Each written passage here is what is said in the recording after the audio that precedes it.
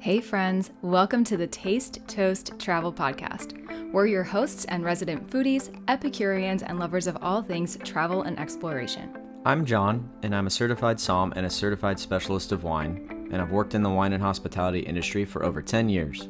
I'm Tara, and I've worked in the wine industry for over 7 years, both in hospitality and digital marketing. When my wife and I first met, we bonded over our love of eating, drinking, and traveling the world. That passion has only grown over time. Now we want to share this passion with you from an insider perspective. On this podcast, you can expect a wide range of topics on all things food, travel, and beverage. This includes non-alcoholic drinks too, because we don't discriminate here. That means we'll dig into things like where to go, where to stay, and what to eat or drink along the way. We'll be serving tea on hot topics and big news, dig into the cultural significance and impacts that food, drink, and travel have on our lives, and we'll even bring on guests to join us who are just as excited, passionate, and knowledgeable about tasting, toasting, and traveling as we are. And because we're not your ordinary foodie and travel-focused podcast, you can definitely expect some pop culture topics here too. We're only scratching the surface here, and we have a lot more in store that we can't wait to share with you all. Grab your favorite beverage, get comfortable, and enjoy the journey with us. Cheers. Hi guys, welcome back to Taste, Toast, Travel. I'm Tara. And I'm John. And with today's episode, we're really excited to dig into this because given the fact that we live where we live, which is the Sonoma, Napa area of California, in case you didn't know, this is quite a touristy area. People come from all over the world to wine taste here and do all the wine country things. And in the true spirit of tasting, toasting, and traveling, we wanted to cover this topic today because I feel like what we're going to cover some of today are a lot of questions that you and I get asked by like friends or family or like friends of friends. And they might say like, hey, we have somebody that is visiting Sonoma or Napa coming up or next year, whatever. What are some recommendations you have? And I think a lot of the time people will ask like what wineries to go to. That is another topic for another day. But I think today what we really just want to cover is like from a local's perspective, what are our top like tips, recommendations, things to keep in mind when you are coming to visit here. So if this is not for you, maybe share this episode with someone who might be coming to the Napa or Sonoma area in the near or distant future, because I feel like what we're going to cover today is really important to keep in mind. And again, because we live here, we have grown up here, we've are currently in the wine industry. I feel like we got some good tea, some good insider perspective here. So let's get into it then. So first and foremost with wineries, I'm not going to so much, again, talk about like what ones to go to, what ones to not go to, and not to mention too, like I want your thoughts on this also, but that is just like very subjective. So I feel like whenever somebody asks us like, oh, where should we go or what should we avoid or whatever, we always have to keep in mind like, I mean, there's questions to be asked like, okay, what kind of wines do you like? Like, you know, what kind of experience are you looking for? Things like that. But I think like top tip and thing that we just want to like shout from the rooftops here, only go to 2 wineries a day. And I know that doesn't sound like a lot, but well, and we've touched on this before. Yes, we have. We kind of gave this away a little bit in an earlier episode. Yeah, we definitely, I remember screaming from the rooftop like, only go to 2. Don't do 3. Don't do 4. Don't do 5. 2. 1 in the morning. 1 in the afternoon, lunch in between. Yeah. I'm pretty sure that's exactly what I said. Yeah, it is. Well, yeah, because you gave it away. But I mean it, so do it. Would you like to elaborate on why people should take that advice seriously? It's alcohol, and you go to a winery, and you're just like, oh, I'm just tasting wine. Mm-hmm. But you're drinking alcohol at the end of the day, right? Yeah. And you're just like, so many times people come in and I put a dump bucket in front of them and I'm like, yeah, this is for like if you don't want to finish your wine. And they're like, that's sacrilege. Why would I not finish my wine? I'm like, well, I used to be one of those. Because you don't want to be hammered drunk at 1 o'clock in the afternoon. I mean, maybe you do, but like. No, people do. But like, it's just like you go to one winery, you have, you taste 5 wines. That's like, let's call it an hour and a half, five tastes of wine. That's probably at least close to 2 glasses of wine. Yeah. And then you go to another place and have 2 more glasses. You've had 4 glasses of wine in 2 hours, and now you're like, got purple teeth and you're that person. And then you go to a third winery and you have like, let's say 5 or 6 more tastes of wine, depending on where you go, heavier pours. Like you could be, and then you're like, oh, let's go to dinner. And then there's no shot. You're going to be asleep by 7 o'clock at night. And like and then you'll be hungover. Everybody knows a wine hangover is the worst. And it's just like, go to 2, enjoy your 2. I know if you're coming from, it's your first time visiting from wherever you live and you're like, oh, I want to pack it in. Don't do that. Come back in the future. Don't go to 7 places in 2 days. You're not going to enjoy it because you're going to be so drunk that you're not going to have a good time. And it's just going to be a waste of money on your end because you're not tasting anything at that point. You don't care. You're just like not like intaking information. It's just not a good time. Go to 2, 1 in the morning, lunch, 1 in the late afternoon, around 3 o'clock maybe. Yeah. Totally doable. Anybody, if you want like a true local insider perspective here, people that are locals and in the industry will say this exact same thing. In fact, we were with a group of people that we're all pretty much in the industry. We were with some friends like a week or 2 ago, and we were talking to them about this episode actually, and they were saying the same thing. They were like, even before we got this out of our mouths, we're like, yes, exactly. And we're going to talk a little bit more in this episode about like kind of planning ahead and what that sort of looks like. But yeah, I mean, other than just the drunkenness perspective, which, to your point, that can really add up because wineries aren't really supposed to do more than like, 2-ounce pours? I don't or something. Yeah. But like wineries will do more, and that might seem like really great and cool and exciting, or they might give you like extra pours or something like that. Here's like a little insider tip, by the way. If they're doing extra pours, sometimes it could be out of the goodness of their heart and they just want you to like have something fun or whatever. But sometimes it's because they want you to like buy that wine, or they're trying to introduce you to more. So they're like, oh, well, we have some bottles of this if you want to take this home. So I don't want to say it's not always like that. I don't want to put words in I've people's poured mouth. wine for people that I'm just like, oh, these people are cool. Finally, cool people. So you pour them wine. Otherwise, most of the time, they're just trying to sell you something. Like 9 out of 10 times, they're trying to make you buy something. Yeah, like it's not always that sleazy and selly. Like I don't want it to like make it sound like that. And that's again not to say that like every winery does that. You don't come here unless you're planning on buying wine anyway. Oh, but it's incredible. But you know better than anybody. It's incredible how many people people do come here and like are just like, I can't take it home, or you're already like spending enough here, so you're kind of on a budget, so you have to like also don't blow your load on one winery. You go to the first winery of the trip and you're super excited and you buy like 3 cases of wine and your budget's fucked, and like you go to another winery you go to another winery and you're just like, oh, I have no more money to buy wine. Like, don't do that.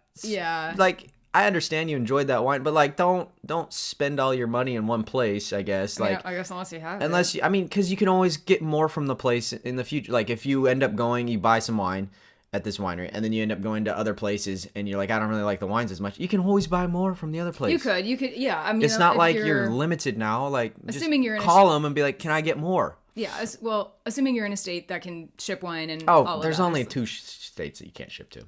I'm pretty sure there's more than that. Well, our winery, we can only... I was going to say, it depends on the winery. I suppose, probably. But can't ship to Utah for obvious reasons. Yeah. And then it can't ship to Oklahoma for weird reasons. That's a newer one. And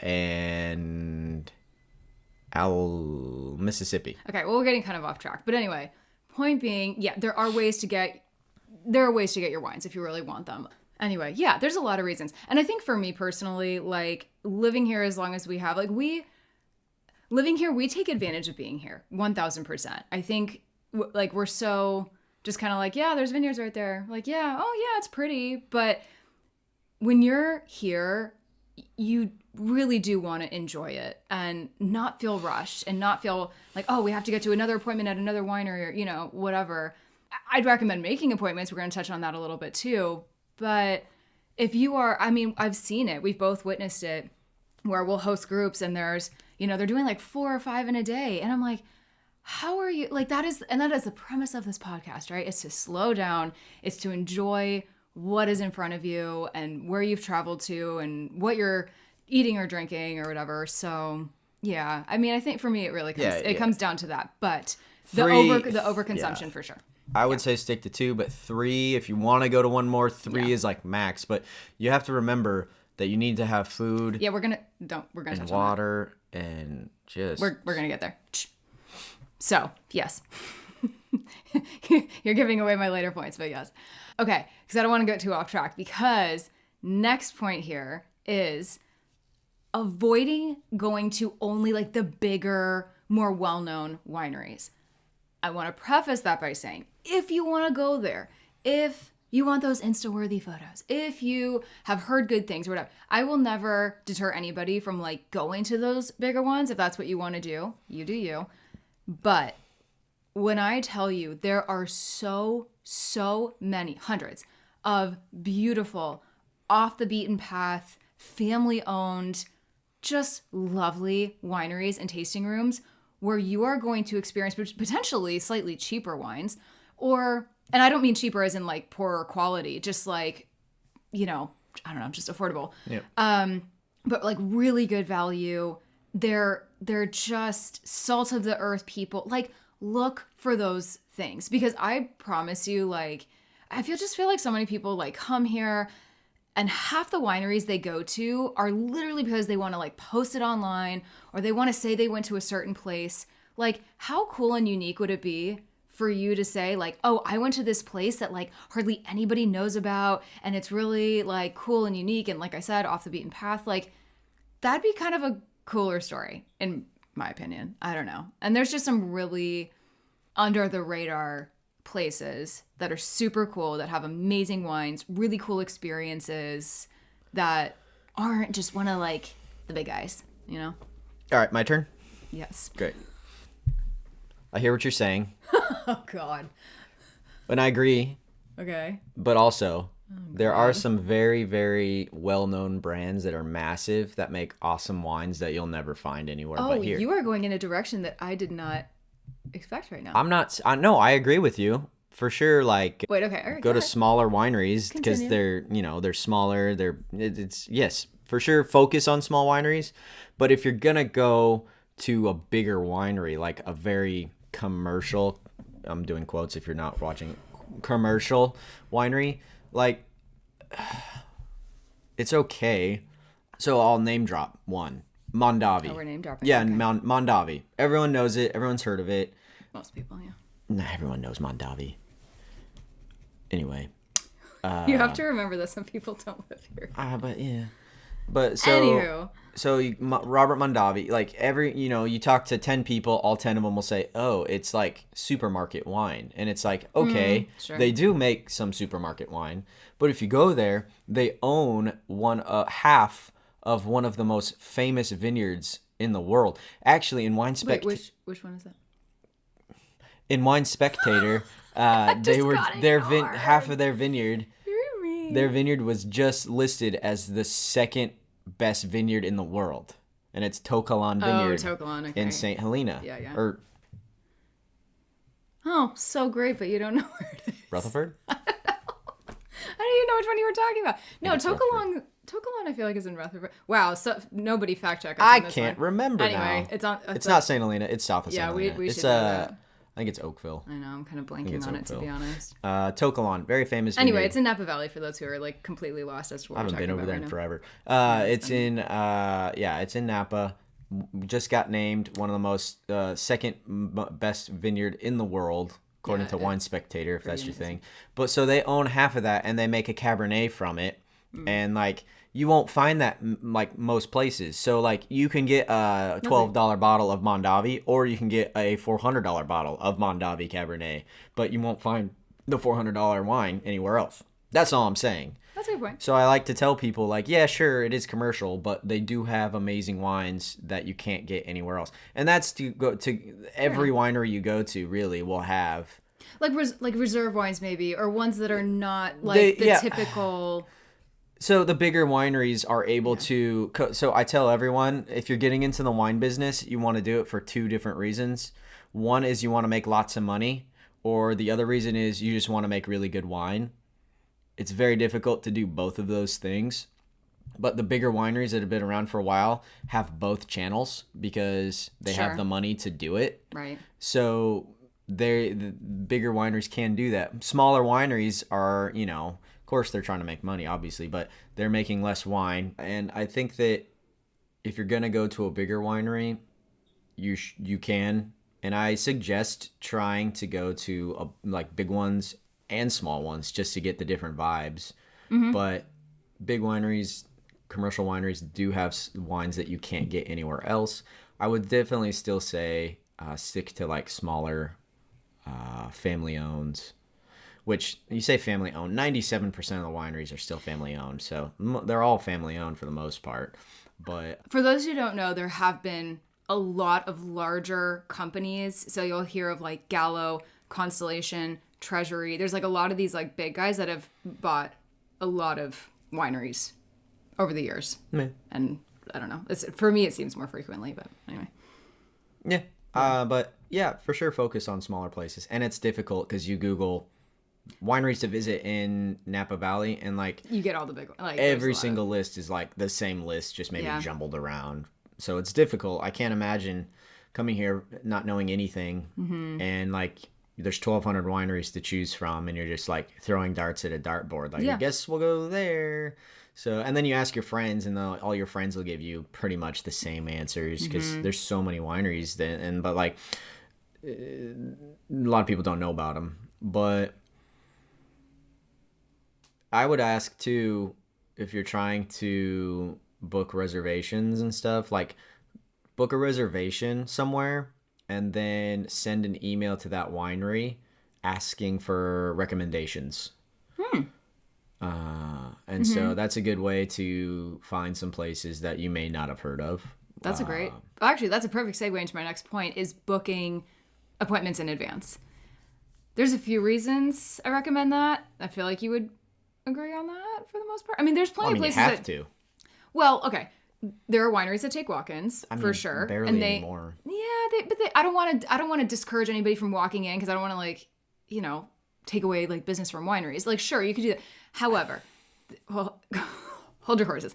Okay, thinking about seasonality, definitely depending on what time of season you're going to come here to, it might be required. Like one of the places he's worked at, like they book out months in advance, so it definitely depends on where you go, how big your group is. I mean, do you have kids with you?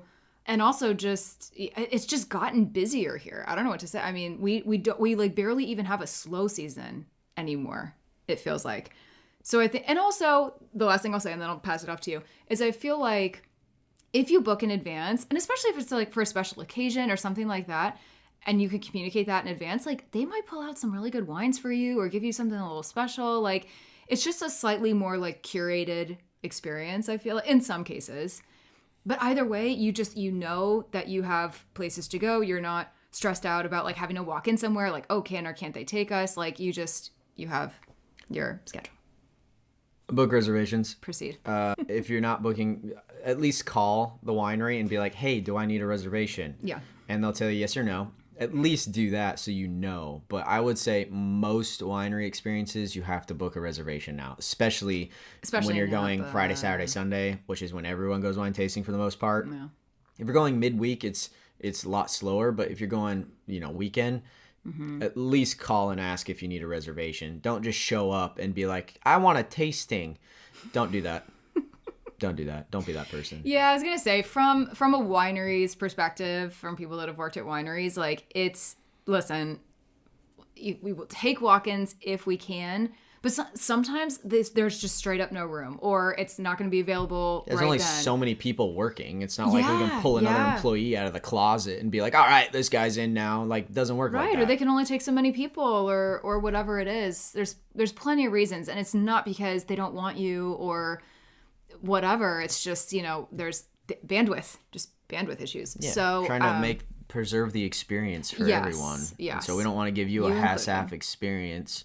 Did you say ass? I think I said that wrong. Yeah. Half-assed experience. So yeah. Anyway, yeah, no, it's true. So there's a lot of perks and reasons why it's important to book a reservation. And it truly has. I mean, honestly, almost sadly, Sonoma and Napa. Sonoma's still a little bit better, I feel like, but Sonoma Valley is just like more spread out, so it's kind of a different vibe. Napa, man, however many decades ago it used to be, you could do, what was tastings? $5 or Free. something. It was like free, very inexpensive. Free You could tastings walk in in. like the 90s. It has blown up so much, as many of you listening probably know, and it sadly is just not what it once was. But in doing that, because of the influx of people, reservations are more needed. I mean, what do they call it? It's the Disneyland of wine country for a reason. So, Yeah, I mean, you got to pay to play. Yeah, a little bit. But all right, so that being said, also when you are going to these wineries, do research on what varietals they offer. Yeah, true. So this is being said because we've both experienced this, you especially. It's like when you go to a fish restaurant and you're like, do you have steak? Which they might, right? But like maybe there's only one, or it's not what they're known for.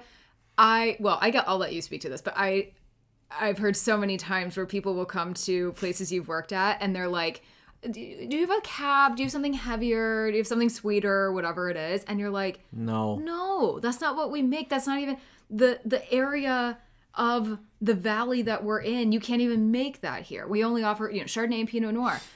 And then people can be disappointed, or they're like, well, why am I? Oh, you don't have cab. It's like you didn't look ahead. So it's just one of those things, those considerations that you might want to take into account when you're planning. If you have a specific varietal that you really like, or ones that you don't like, make sure you're going to places that match that. Yeah. Yeah. Definitely. That's a pretty quick point, but just know what you're doing. Don't spend $200 a person. Go in there and be like, what is this? What are we doing? Like, research it a little that's bit. happened to Like, you come many on. times. Yeah. Like, geez. That's just all a part of doing your research. And have fun with it. This doesn't have to be like, this isn't a homework assignment. It's not to add more to your plate, but it's just to make sure that you have the best experience possible and that you're not leaving anywhere disappointed.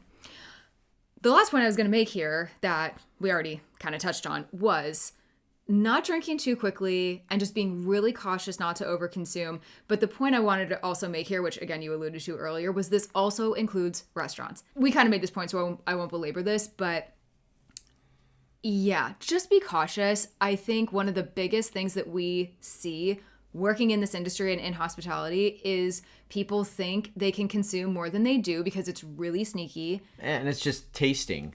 Yeah, the tasting thing really gets people. I'm not drinking. It's called a tasting, and it's classy. That sort of thing. Exactly. Yeah, but now you're drunk. They're downing it. They're not dumping. They're not consuming water in between them, which is the next point I'm about to make. I'm sort of spoiling it, but yeah, just be responsible. It's incredible how many grown-ass adults do not do some of the basic things to I mean, I get it too. I mean, yeah, you're having fun. You're with your friends. It's fun. You're here for a birthday. Pretty, you're here for a bachelorette. and whatever. you end up drinking 17 glasses of wine. It's like, who hasn't, right? But gosh, guilty. Yeah.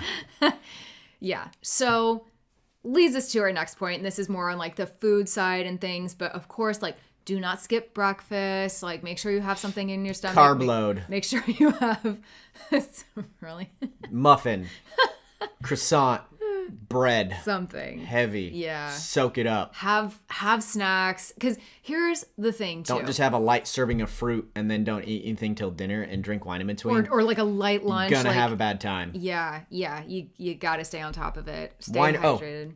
Wineries don't really have food. Okay, this is good. Say this. This is where I was going to go next. You're not going to go to a winery and have lunch unless you book a private lunch. You can do a private lunch, but wineries are not allowed to have restaurants. Yeah, actually, can we alert. Little history on this? You have to be grandfathered in. Do you want to touch on that? As far as the permitting goes, because this is sort of an insider thing that some people you might can do not know. a private lunch. Right, you can set up through an events channel, and you can do private lunches if you have the permit, which you can get. You can get it. That's not hard to get. You can get it. You can do a private lunch. That's not a big deal. I've heard differently. Okay, interesting. No, you can't. You can't just I didn't think any Tom, Dick, or Harry winery could get a permit like that. Sure, you can get a permit. I mean, it costs money and all that, but you can get the permit. So I was under the impression that a lot of wineries, this is talking specifically Napa for a moment, were grandfathered in a way as far as who can sell food, offer food. Yes. Whatever. That's correct. Okay. A private lunch is completely different. Huh. Okay. You call the winery and you set up an event. It's an event. So you can do a lunch, dinners, private events, Okay. which serve I food. didn't know that applied to all wineries. I think I mean, you have to have the permit for that, but again, like you can get it. It's not like you can't get it. Okay. The thing you can't do is go to a winery, like, and you just show up at a winery and be like, oh, Like we have lunch with us. can I have, or... well, some places you can. Most places you can't bring outside food or beverage. Like, you can't. Yeah, yeah. Unless you have the picnic license, which some places do, but like, Many places don't expect don't. to be able to just bring your sandwich into the winery and eat it. They'll like take it away from you. Yeah, you're not going to be able to. It's amazing how many people just assume that you can bring food or that places are going to have food or whatever, especially in Napa. That is just not the case unless you book ahead or ask about that. But yeah, anyway, like the lunch thing. Yeah, you can book a private lunch, but that requires, lots of money and assuming the winery does have the permitting to do it. yeah, and yeah, some wineries just don't do it, but like in advance and stuff like that. Mm-hmm. But like if you go to a winery, you may get, included with your wine tasting might be like, small bites of something. That's like very small, like a truffle, like that sort of thing, Or like breadsticks, maybe some cheese if you're lucky. Like hardly even, nothing substantial enough to keep you sustained. You're not gonna like roll into a winery and get a menu and be like, I'll have like the club sandwich. It doesn't, you can't do that. That's again, like nobody's allowed to do that. Yeah. So you have to eat something, please. Breakfast, go to a proper lunch at a restaurant. Like enjoy lunch. Don't like just try and like squeeze. Oh, we're gonna squeeze lunch, and don't do that. We have so many Go great enjoy lunch. Take your time. Restaurants and things. Now, but that being said, I think it's very important to remember. Okay, so again, little geography lesson for those who are like trying to envision Napa. Well, just focusing on Napa. Napa is a valley. It is surrounded by 2 mountain ranges. There are 2 highways. I say highways, but 1-lane highways, going each direction that go up on either side of it. They're parallel and they go north to south. Highway 29 and Silverado Trail. So as you go further north, there are less food options. That is like the other thing that I really that I want to shout from the okay. Again, this is like it's more now. There are, but think about Silverado Trail. What's up Silverado Trail? Nothing really. Well, I mean, yeah, there's wineries on Silverado Trail, but like there's wineries, but like there's I'm no talking restaurants really on. You have to cut over to Highway 29. Is there even a deli? Right? That's my point. So yes, there's Silverado Trail goes up on the right side if you're like looking at a map. There are absolutely ways to cut over to Highway 29, and there are more restaurants. I'll just say food options. There's like I'm even thinking of just like a couple like grocery store-esque, like kind of elevated, grocery store type things going up there. There are more than there were in the past, but keep in mind, they could be busy. Not that this is not worth the wait, but just, because there's less, just think about it, especially depending on what time of year you're coming. More and more people are going to be looking for food. So you might run into some wait times. It's going to be a little bit hectic. Just, plan ahead for that. Is what I would caution against. Yeah.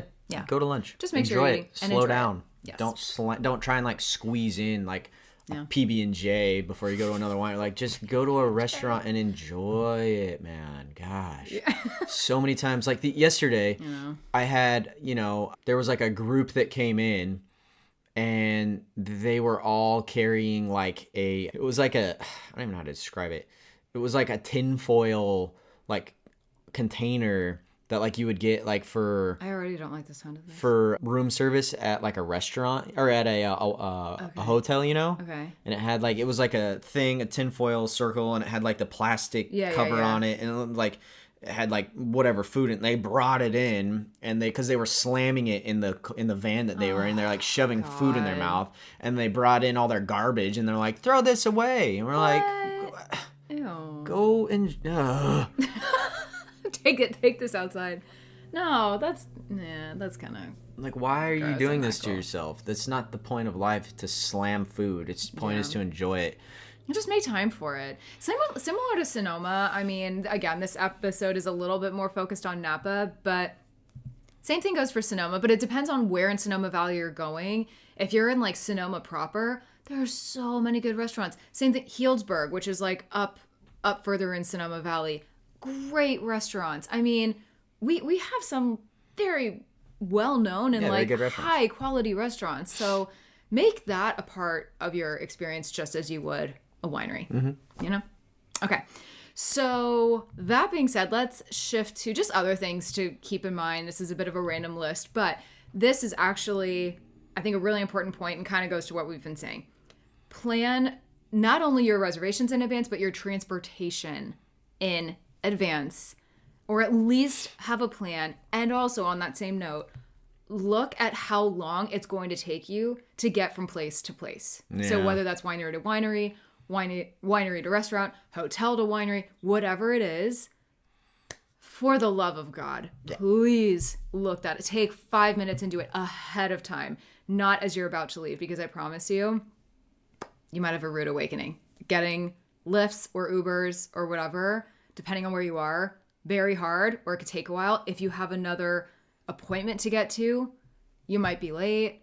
Wineries are accommodating, but like, I mean, yeah, also not. I mean, if you are too late, I mean, you can speak to this. I mean, there are people that have shown up 30, 40 minutes, an hour late. They get there and they're like an hour late and they're like, sorry, we didn't know Healdsburg was an hour drive.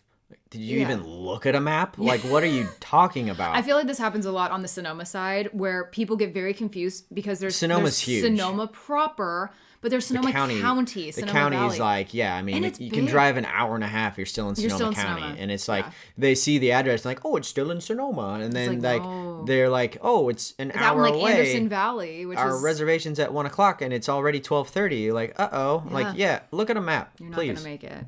Yeah. Like, gosh. It's amazing how often that happens. That seems obvious, but it's, I mean, we put it on this list because it happens often. So, yeah. So, looking ahead, and as I mentioned, planning your transportation. So, whether you hire a driver, like, budget for that.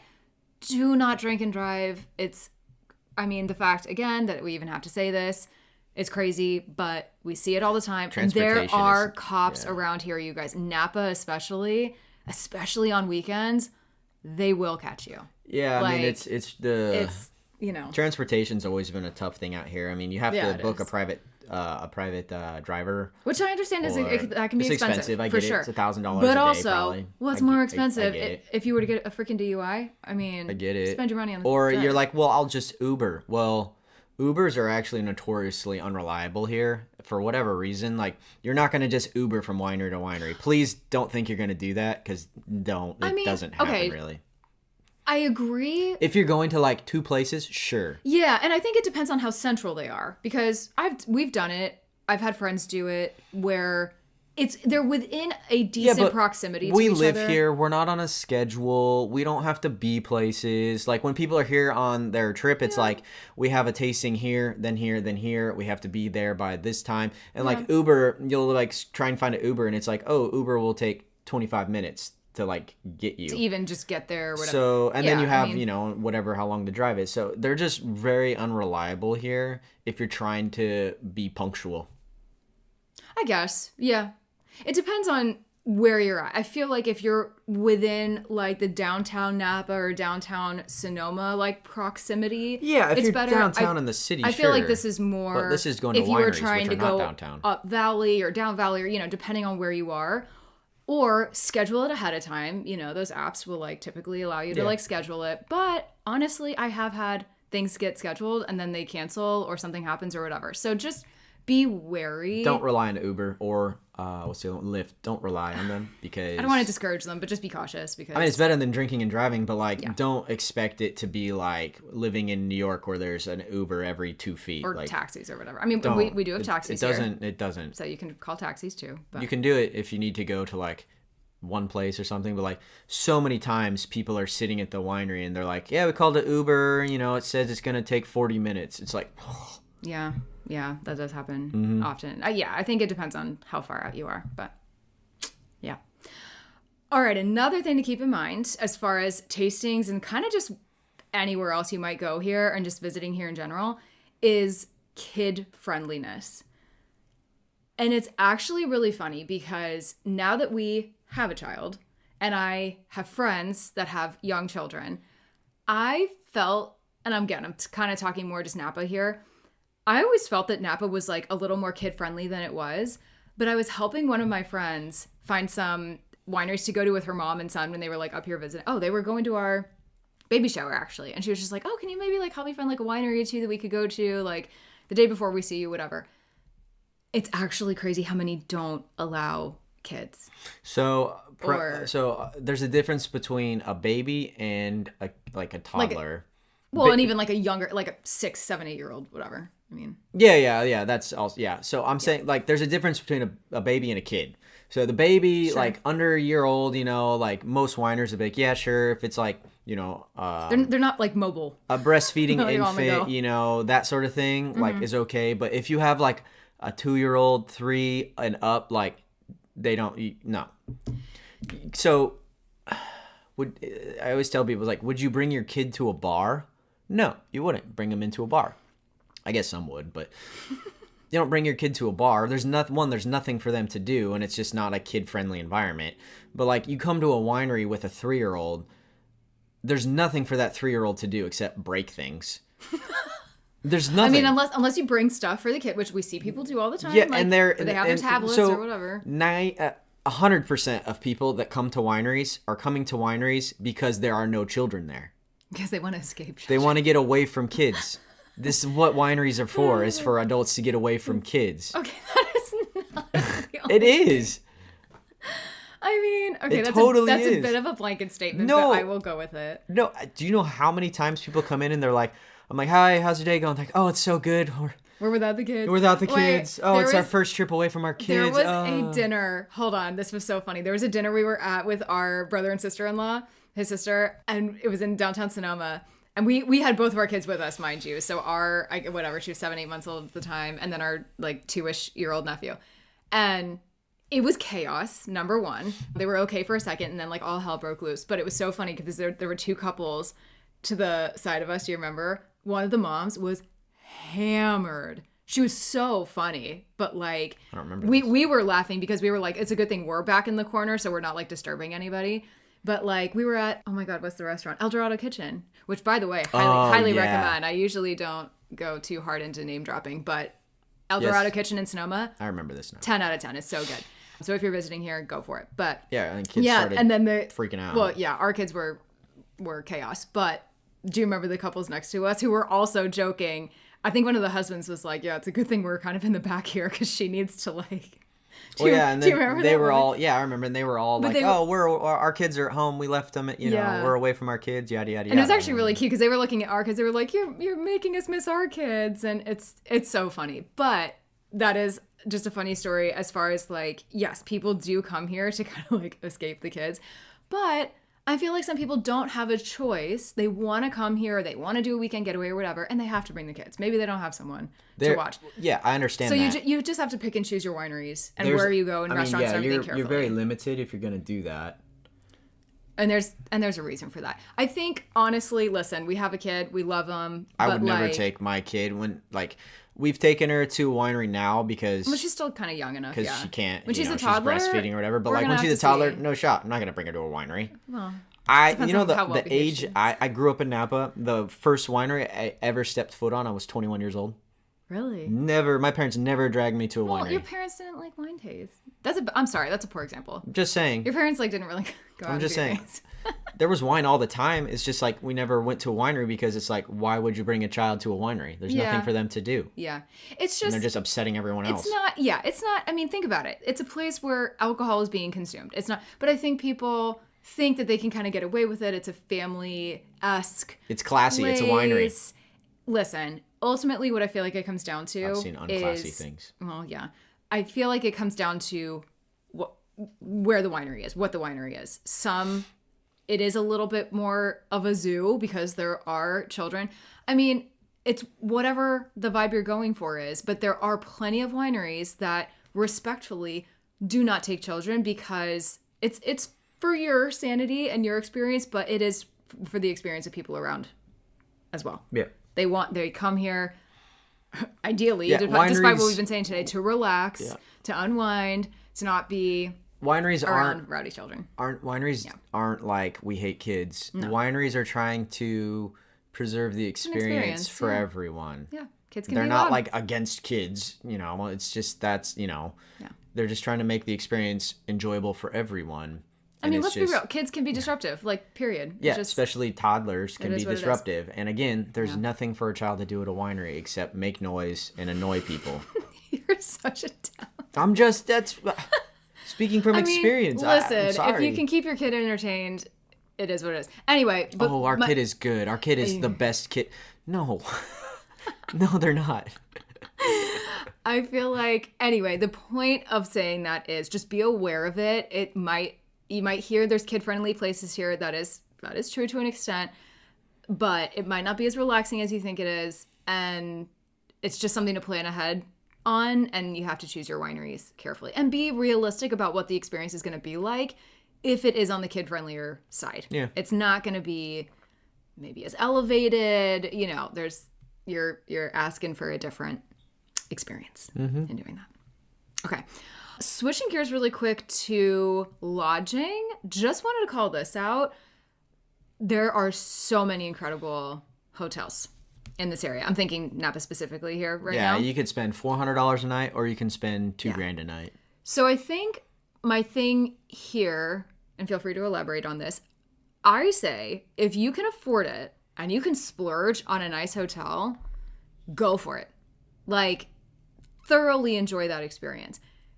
I think what it comes down to when you come here, let's say you're on just like a little bit tighter of a budget, or you're just on a budget in general, think about what's important to you. If having a really like baller hotel with great amenities or a golf course or a spa or whatever is important to you, spend your money on that. There are plenty of other hotels. I'm not even going to say anything's really affordable anymore because sadly it's not, but there are more affordable options where if you are more just like, okay, we might just like hang out there a little bit, but ultimately we're going to be out and about during the day, then don't overspend on a hotel. Right. But if you can't splurge on a nice hotel, I say go for it because there are some amazing hotels here. On that too, Airbnbs aren't a thing here. Oh, yes. I mean, there are some, but they've capped it. And so there's like very, very few Airbnbs or VRBOs or anything like that. Which, thank God, honestly. Yeah, there's really not. Sorry, guys. Not a lot. Like, Airbnbs aren't a thing here. So, hotels. Yeah. Yeah, the hotels are just expensive here, guys. I hate to say it. I mean... Oh my gosh, yeah, depending on the weekend. Like, Memorial Day weekend, like... There's a Motel 6 in downtown, in like Napa, and it was like $700 a month for Memorial Day week, or a month, $700 a night for Memorial Day weekend. It's ridiculous. Yeah, it's crazy. So just be aware of that, like, and don't be shocked if a hotel, i.e. a Motel 6, or just something that you would assume is cheaper is like not that cheap. It's because everyone and their brother is trying to come here. So yeah, there's no such thing as a $200 night here. No hotels are $200. You're going to be spending $400 or more per night. I'm trying to think of one. I think the base is going to be $400. Maybe slightly cheaper. It depends. Well, actually, that's a good segue to my next point, is consider visiting in off-season. So I think a lot of people come here during the summer, late fall, because of harvest and things they want to see for harvest happen, which I definitely recommend. It's really cool if you can see some harvest things going on. Like, it's a beautiful time to come here. Highly recommend. But again... be really aware of what you're walking into and how busy it is, and things are going to be more expensive. Lyfts and Ubers are going to be harder to get. Hotels are going to be harder to get. Restaurants are going to be harder to get into. I mean, it's kind of no different than if you were to visit any other, major attraction. Yeah. And I said this earlier. I feel like we barely even have an off season anymore. Yeah. It's crazy. It's kind of busy all the time. Like places you've worked, they're just as busy in the winter. I mean, maybe slightly less, but I mean, yeah, it's a lot. So that being said, another good point to keep in mind and a good segue into this, as far as if you are visiting off season, if you are visiting in a slightly cooler time of year, actually, even if you're not visiting in a cooler time of year, it is California. If you didn't know this, you need layers, especially Northern California. We have beautiful weather here, but also kind of crazy weather here. The second the sun goes down, I swear it drops. Oh yeah, the temperature 10 plummets. degrees. it gets very, very cold. Also, depending on where you go, and I'm actually thinking of like a couple wineries that you and I have even worked at in Carneros, which is on the Sonoma Napa border on like the southern side. It's very windy. So please, Seasonally. it is. Yeah, that's true. Either way, just make sure you bring layers, you guys. Like, Yeah, in the at mornings. least oh my God, and mornings can be so are cold. 50 degrees. Yeah, And then but then it can get really hot. And then it's depending- 90 by noon. And then as soon as like the sun starts setting, it gets chilly, and then and then it's cold. And then you're like, freezing. Yeah. I mean, So, I mean, we're very famous for temperature shifts. Sometimes 30, 40 degree temperature changes between day and night. yeah, it's crazy. So yeah, please keep that in mind. A lot of wineries, I will say, have like blankets and stuff like that. Like they've kind of started doing that, but don't depend on that. And also like you're not gonna have that if you're like at dinner and you're sitting outside and you're freezing or something, you know. So cautionary tale, because I've made this mistake many, many times, even living here. Bring layers. So one of the last points here, because I think this is important to call out, which I've kind of mentioned this a little bit already, is going beyond the wine. So again, when I think people like think here it's all about the wine, it's wine tasting, wine, which is great and that's accurate, but also like we have some amazing spas. We have great events. There's hiking. I know people probably don't come here for the hiking, but you can hike. Actually, I don't really know about the Napa River or like what there is to like do on the Napa River. I don't. Kayak. You can kayak. I mean, we've never really done that. I would never. I don't think most locals don't do that. But there's balloon rides. Also something we've never done. I actually, you know what's funny? I want to do that. Speaking of freezing, Oh, yeah. because they do it in the morning as the sun is coming up, which is stunning. It's like, you're going to get up at like Absolutely. 5 a.m. Yes. And it's freezing. Which if you're an early riser, like more power to you. You're gonna freeze, but it's probably gorgeous. Never done it because again, like I feel like it's just like locals. We just don't. I don't know. We just don't do those things. Not for lack of wanting to, but also it's very expensive. I will say. But I feel like having not done it, I can't speak to this, but I feel like it's worth it. Like if you're coming here and you want like a really unique and amazing experience, and let's say you're coming from like a time zone where you're going to be up super early, maybe look into doing that and budget for it because that could be like that could be really amazing. You get some gorgeous sunrises. There's shops in downtown Napa. I mean, just like there's super cute boutiques. Like Napa has really like kind of blown up and gotten very just like nice and elevated. There's really nice shops. There's like cute boutiques for women's stuff. Like, you know, just kind of saving time to explore that too. There's breweries here, or at least like tap rooms, I guess you would call them. I don't know. Breweries. Yeah. Places with like great beers. So if you like beer, you know, look around at that.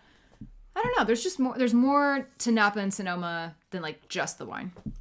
Yeah. So I feel like that's worth mentioning. Different festivals throughout the year. You got, of course, Bottle Rock.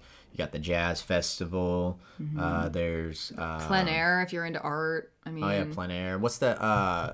Porch Fest. Love Porch Fest. Okay, for those who don't know what Porch Fest is, if you can like make it work, we honestly really wanted to go this year, but it's like it's in July. It can be very, very hot, and we had a baby at the time, so we were like, no, this is not gonna work. But basically, I think they shut streets down, but it's like kind of in downtown Napa, but it's in kind of like residential areas, and basically like different like bands or musicians or whatever like play music on people's porches, and literally you just like walk around in the streets and you can drink some beer, listen to some music. But it's like very chill. There's kids. It's definitely, I would say that's pretty family friendly. Yeah, actually, even though there is drinking, totally. You know, just be responsible. Definitely, if you go to that, make sure you hydrate. I went one year. And it's hot. I didn't get super sick, but I definitely did not hydrate like I should have. But it's great. It's really fun. But just thinking about like things kind of off. Okay, I keep using off the beaten path today. But just like remember that there's more to Napa and Sonoma than just the wine, and you can get like a much better, like, I don't know, just experience and gauge of what it is sort of like to live here if you explore some of those things. And also really seeking those things out. Actually, speaking of events, looking for small events or even big events, I guess, but like so many wineries. And actually this is really because again, in working in like wine digital marketing. I manage other brands outside of Sonoma and Napa, and this happens all the time, where wineries, they might be having club events, like wine club events, but like they put it out there that they might, they can invite like non-club people. You might have to like pay $20-$30, whatever. But like there are instances where wineries will throw like little parties, whether it is a club event that they're allowing people to come to or just other events that are so fun to go to. Depending on the size of it, it might not be like a crazy huge thing, but that like, I mean that kind of in a good way. Like it's nice that you kind of get to experience it in a little bit more of an intimate setting, and they're so fun. And those are some things that like locals kind of like to go to, or, just experiencing something other than like just a wine tasting. So maybe depending on when you're coming or looking to come, like check event calendars. There's like Visit Napa Valley. We have different, how do I word this? Like visitation, like services? What am I trying to say? There's like companies, i.e. something like Visit Napa Valley, that you can look at for like what events are coming up, or, you can even give them a call and be like, hey, where are some places you would recommend? This is what I'm looking for. They have it all posted online. Yeah. So just looking into things like that. If you're kind of like, well, I don't really know where to start, Tara, like where would I find these smaller events? Like, just looking around, looking at event calendars and things like that. Yeah. That being said, though, very last point I think is really important to call out here. As much as we would recommend looking for events like this, be wary of events like this if you do not want to come here when it is crazy. So, Bottle Rock weekend. It's great if you're coming for Bottle Rock. It's Memorial Day weekend, isn't it? Yeah, it is. I think you're right. Yeah, it's like late May, right? Memorial Day weekend is Bottle Rock. Yes. And it's crazy. There's like an extra 100,000 people here. Insane, you guys. Weekend. We literally, I just will not go into like downtown. I mean, unless we're going, like, just will avoid it because it's crazy insane. Busy, crazy expensive, chaotic. Just know if you're coming that weekend. I get so many people come on that weekend and they're like, God, everything's so busy and expensive. I'm like, what's going on? I'm like, it's Bottle Rock, and they're like, what's that? Massive music festival. It's a huge music festival. Like. That's only getting more popular. Like, so yeah, you timed that terribly. Yeah. I remember when Bottle Rock first started and it's going, I don't think I went to the first year, but I maybe went to like the second or third when it was still like, it was getting popular, but it wasn't quite what it is now, and it was less expensive, and those were the days. But, so it's really fun. Definitely recommend going to a Bottle Rock if you can. Just remember, you're going to be paying for it. But you're paying for the experience, so just enjoy it. But if you are looking to come around that weekend and don't plan on going to Bottle Rock, please just be aware. Other thing that I want to caution against, because I'm trying to think of like other like big events, but the one thing I was going to mention that I don't think most people, I think some people who even live here might forget about this, is the fact that we have Sonoma Raceway, not super far from here, from downtown Sonoma and downtown Napa. Yeah. So if there is a race weekend, it causes a lot of traffic. Yeah. South especially of Napa and coming Sonoma. From San Francisco. Yes. So keep that in mind. So Highway 37 is like, you'll go up 101, you'll eventually get to Highway 37. That's ultimately kind of how you get into Sonoma and Napa from the south. That can get really backed up. And there's only so many roads and highways and stuff that you can get into Sonoma and Napa through. So you might have to detour, or you're going to be stuck in some traffic. And it also is just, it's one of those things that's busier. I think probably restaurants, maybe even wineries. Yeah, just be aware of it, because even if it's more just backed up down there, it could just delay you getting here.